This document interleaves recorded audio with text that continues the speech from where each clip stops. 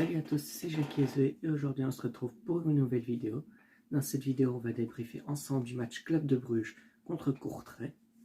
Un match qui se jouait pour la 11e journée de Jupiler Pro League et qui a vu la victoire du Club de Bruges au bout du temps additionnel. Alors, Bruges a donc remporté ce match 2-0 avec un doublé de leur capitaine de retour de blessure, Ruud Vormer. Un doublé qui fait du bien étant donné que on sait maintenant que Ruud Vormer est en forme et va revenir en forme. Ce qui est bien d'ailleurs, c'est que grâce à son doublé, il monte déjà à 4 buts cette saison. Donc il a plus de buts que des joueurs comme Van Aken. Van Aken milieu offensif qui en a 3 seulement pour l'instant. Après 3 en Jupiler Pro League, mais il a mis un but contre Paris, ça fait 4. Et il me semble qu'il a mis un but contre Leipzig, donc 5 si je ne me trompe pas. Donc, Ruud Vormer, il est assez important quand même dans l'effectif, étant donné que Jack c'est un capitaine qui a un bon niveau, qui peut aller haranguer ses coéquipiers pour leur faire donner le meilleur d'eux-mêmes.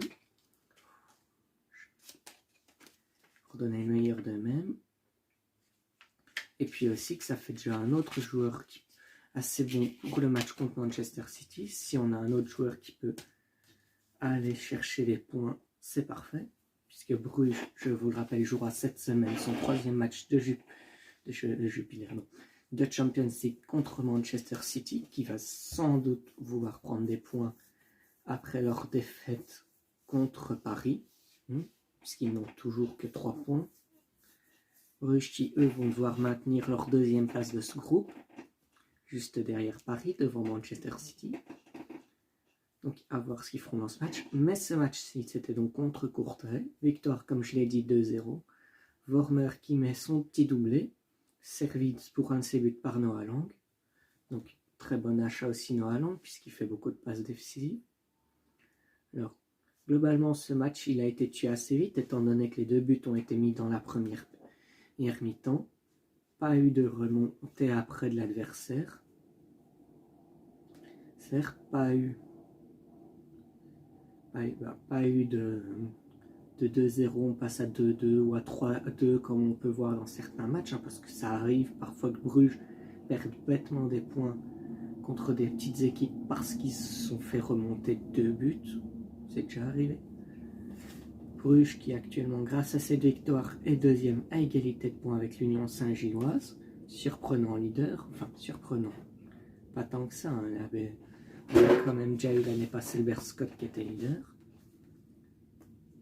Donc, Bruges qui avec ça confirme encore une victoire pour eux. C'est quand même, pour l'instant, Bruges est quasiment invaincu.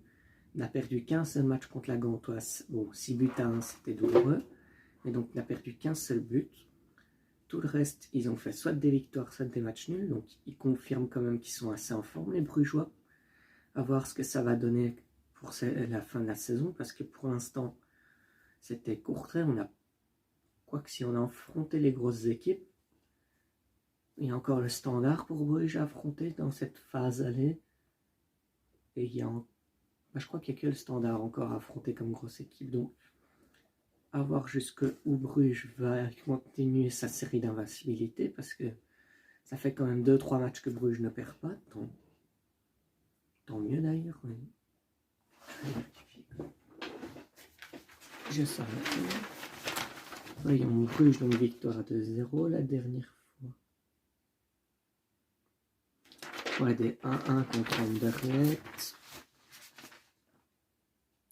0-1 contre Charleroi.